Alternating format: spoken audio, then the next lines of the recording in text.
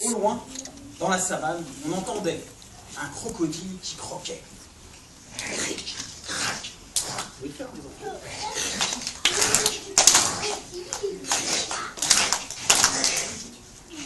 On entendait aussi une hyène qui rigolait.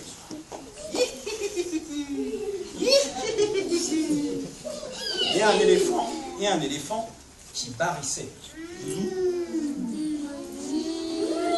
On vous rappelle le crocodile qui croque. La hyène qui rigole, faites-le pour elle. Et l'éléphant qui barille. Il avança et arriva devant les remparts du village. Immense. Il frappa à la porte. Boum, boum, boum. Un garde apparut. Bonjour, puis-je entrer dans le village? Aujourd'hui, paraît-il, on marie la fille du maire avec le fils du cordonnier. Et le garde ouvrit les portes en grand.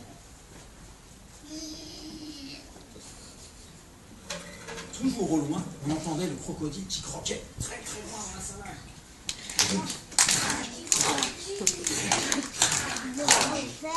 La hyène qui rigolait. Et l'éléphant qui barrissait.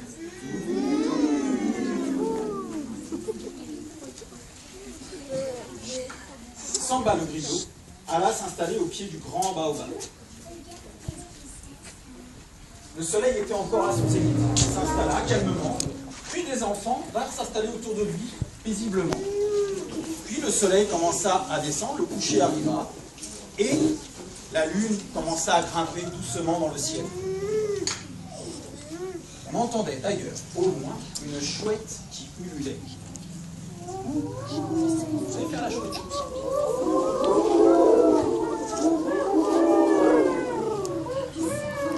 Les enfants commencèrent à s'installer, puis les parents, puis les grands-parents, et enfin, le marié et la mariée arrivèrent.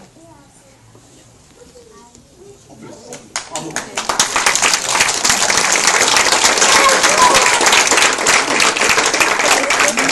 Le griot sortit son instrument et commença à jouer de la musique. Fort, on n'entend pas. Tout le monde dansait, tout le monde s'amusait, on rigolait. Même les animaux de la savane participaient. Le crocodile croquait. La hyène rigolait. Et même l'éléphant harissait. Et la chouette, loin, ululait.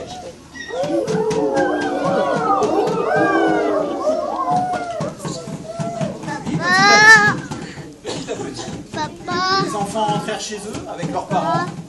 Les grands-parents rentrèrent chez eux, les papis, les mamies. Il ne resta plus que le marié et la mariée. Ils saluèrent Samba, rentrèrent chez eux. Puis le maire du village approcha de Samba. Princesse.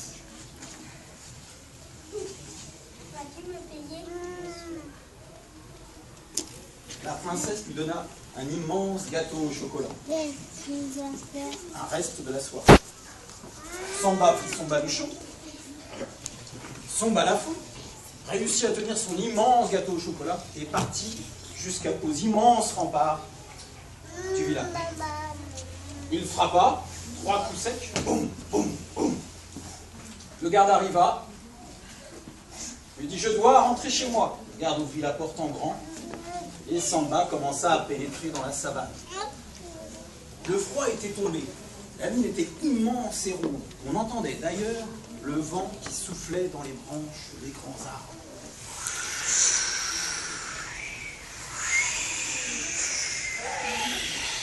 On entendait toujours au loin et tout doucement un crocodile qui croquait.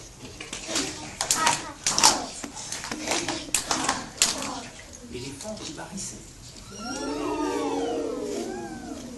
Et la chouette qui ululait. Et une hyène qui rigolait tout doucement. Samba, un petit peu apeuré, continua son chemin le long du sentier qui rejoignait sa case tout au bout, près du grand fleuve. d'un seul coup. Et ailleurs, il entendit un étrange craquement. Crac. Il se retourna, rien. Il continua à avancer. Puis 2 craquements retentirent. Crac, crac. Il se retourna, toujours rien. Un peu apeuré, il continua à avancer, accéléra le pas. Il entendit 3 craquements. Crac, crac, crac. Et là, au coin d'un arbre, 2 grands yeux jaunes, une bouche immense, une grande crinière. Le roi de la forêt était là, prêt à le dévorer. Il l'avait traqué toute la nuit. Il commença à courir après lui. Samba affolé,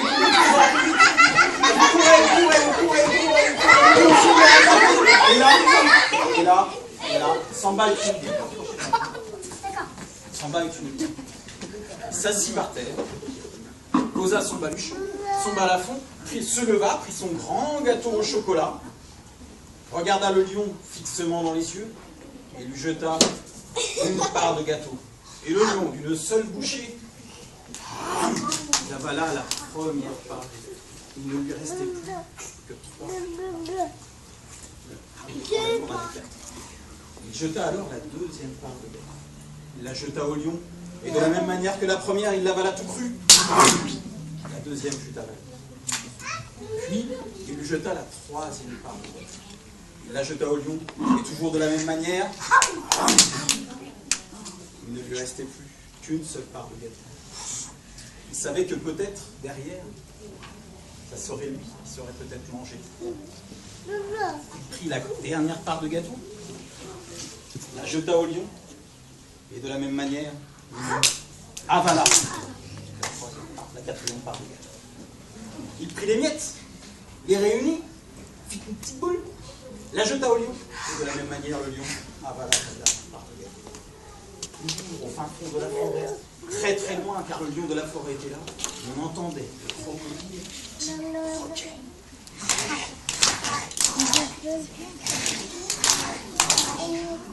Le lion, la hyène qui rigolait. L'éléphant qui barrissait. Et même la chouette qui ululait. Samba reprit son baluchon, son balafon, et continua à arpenter le sentier jusqu'à sa case. La case n'était plus très très loin, le fleuve n'était pas loin. On entendait de plus en plus fort le crocodile d'ailleurs. Il avança, il coura, et là, il eut une dernière idée. Il posa son baluchon, s'assit par terre, prit son balafon, et commença à jouer, vous savez, la petite musique qu'on a entendue tout à l'heure. La musique du mariage. Et il joua de plus en plus fort, de plus en plus fort, de plus en plus fort. Et le lion recula d'un pas, de 2 pas, de 3 pas, de 4 pas, de 5 pas, de 6 pas. On n'entendait même plus, vous savez, la chouette qui hurlait. On n'entendait plus non plus le crocodile qui croquait. On n'entendait plus non plus l'éléphant qui barrissait. On n'entendait plus non plus la chouette qui hurlait. Dans la savane, jamais, jamais, jamais, les animaux de la forêt n'avaient entendu cette musique-là. Samba reprit son baluchon, reprit son balafon et rentra paisiblement chez lui. Il arriva dans sa case, s'allongea sur sa natte et s'endormit calmement. Depuis ce jour-là, lorsque Samba va dans un village, et qu'il s'assoit au pied d'un grand baobab,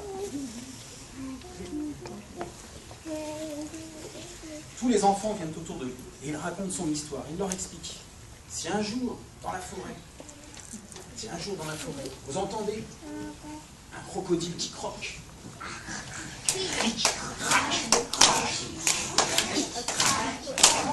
un éléphant qui barille, une hyène qui rigole, même une chouette qui hurle, ou même encore un lion qui rugit, alors prenez un petit bout de bois, 2 petits bouts de bois, et commencez, vous savez, à taper la petite musique tout à l'heure. Et là, normalement, tous les animaux de la forêt s'enfuiront. Et vous pourrez rentrer chez vous. Et voilà.